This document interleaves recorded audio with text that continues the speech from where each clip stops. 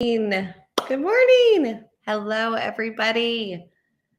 If you're out there, let me know who you are, where you're coming in from. Very excited today. All righty. So exciting. Yay. Stress and depression is what we're talking about today. And let's see, I'm getting to make sure that I'm live everywhere. Okay, good. Yay, awesome. Okay, my name is Jen Hoyle. I am doing a 30-day series on depression. And today we're talking about stress and depression. Does stress play a part in depression? So I have been suffering, I have depression for the last 30 years. From the time my son was 3 days old. He was my first child. That was the first time I can remember feeling that feeling of loneliness, of just like things were going to happen, So anyways, that's something. And then we have 9 children. So with 9 children, of course, can come a lot of stress and it can cause depression, at least for me. And so I thought, you know what, that's a good thing to talk about with everybody, just to get over those, to see what we can do to help our stress levels. So I'm going to share some of the things that I do when I'm stressed. So, and let me know how you're feeling today. It's a sunny day today. The birds are out here flying here in Florida. It's just super beautiful right out the window. So stress it does play a significant role, and it can exasperate the feelings that you have. Okay. It can be a key trigger, and it can also be a perpetuating trigger, like factor. It happens again and again and again. Uh-oh. Let's see. Hopefully that's working. Stress triggers. So the stress, when we feel that bit of stress, it triggers stress hormones like cortisol, and those can lead to a negative impact on our brain and the function. And then the more exposure to high levels of stress can lead to changes in the brain's neurotransmitters. So it can actually start to change the way that you're processing, the way that you're regulating your mood, all of those things. So stress does play a big part in depression. Okay. It also, stress is going to increase the inflammation in your whole body. Okay. There is evidence, there are studies out there that suggest that inflammation may play a role in developing depression. Now, that's just a study. You can go out and look at it, but it's something I found. And then chronic inflammation, of course, can negatively affect the brain, the body, and it can contribute to depressive systems. And like I said, for 30 years, I've suffered from depression. And what I've found is that what really helps me is my magic oil. If you don't know about my magic oil, you need to know about my magic oil. I just take it under my tongue every day. It helps my mood. It helps my inflammation. Like we just talked about inflammation. Stress can cause inflammation.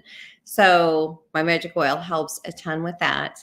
And then another thing that can lead to stress causing depression is behavioral factors, unhealthy coping mechanisms. So I was married previously with my ex. I had very unhealthy coping mechanisms. And those can include, some of these are mine, some were not, but I'm going to tell you a few. Overeating, can be substance abuse, it can be social isolation, and all of those can actually increase depression. I know, like, alcohol is a depressant. So if you're already depressed, you probably shouldn't be drinking alcohol. It's just going to it can just make you more depressed. And I want to reiterate too, sorry, something's going on with my live feed. Reiterate too that I'm not a doctor. I am just a mom that has dealt with and learned about depression over 30 years. And then one of the other things that can cause stress is stressful life events such as loss of loved one, job loss, unhappy at job, financial problems, children problems, and money, of course, is always a big one. And those can lead to extra stress and the development of depression. And then it's kind of like a reciprocal relationship. Depression can also so stress can cause depression, right? So it's reciprocal. Stress can cause depression. Depression can also cause more stress. So it's a vicious cycle, really. And depressed individuals can have, like me, many times difficulty coping with stressors, even as recently as like a month ago. I just have to be very careful what I allow to trigger. I have to be careful about what I'm around. And you really have to work hard on remaining healthy during depression. Everyone who experiences stress is not everybody that has stress is going to develop depression. I want to make sure I say that. Everybody's different. But chronic and overwhelming stress can increase the risk of developing depression. Okay, especially when those that are genetically disposed, like I am with my mom. Okay, so I'm going to give you some great not techniques, but tips when you are when you're feeling stress. Things that I've done that really help me. Number one, of course, my magic oil. For 4 years, I've been taking it. It has made a difference to me, such a difference. And then something else that really helped me is CBT training with a therapist. It's cognitive behavior therapy. I did that. I've done so many different kinds of therapies. So it's really important to talk to people to help learn how to cope, help learn how to reduce the impact on your body from the stress, and how to regulate those neurotransmitter balances. Like I said, the magic oils helped me a ton with that. So let me give you a few coping mechanisms before we get off for stress, okay? Deep breathing.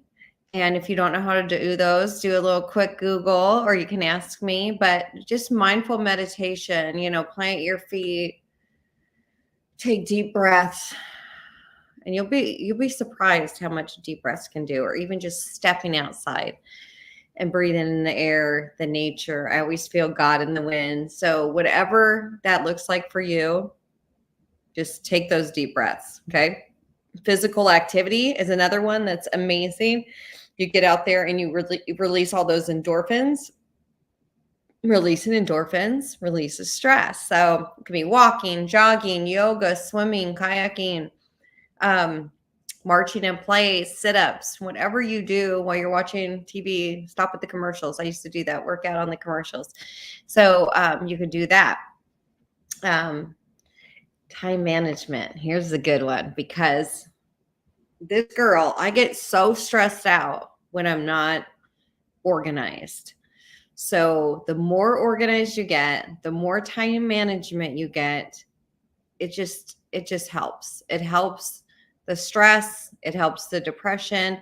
It helps organizing so you're not feeling overwhelmed or rushed. Okay.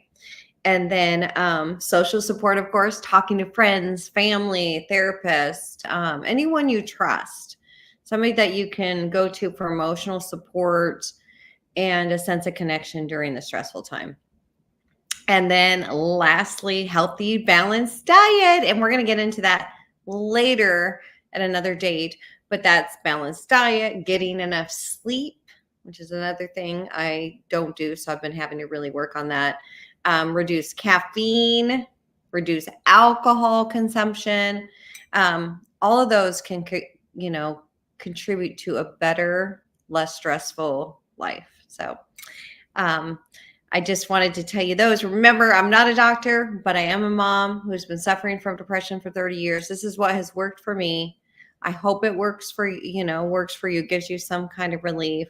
And I just want you to know you are wanted, you are loved, and you're never alone. So have a beautiful day. God bless. And we'll see you back here tomorrow at 10 o'clock. Bye.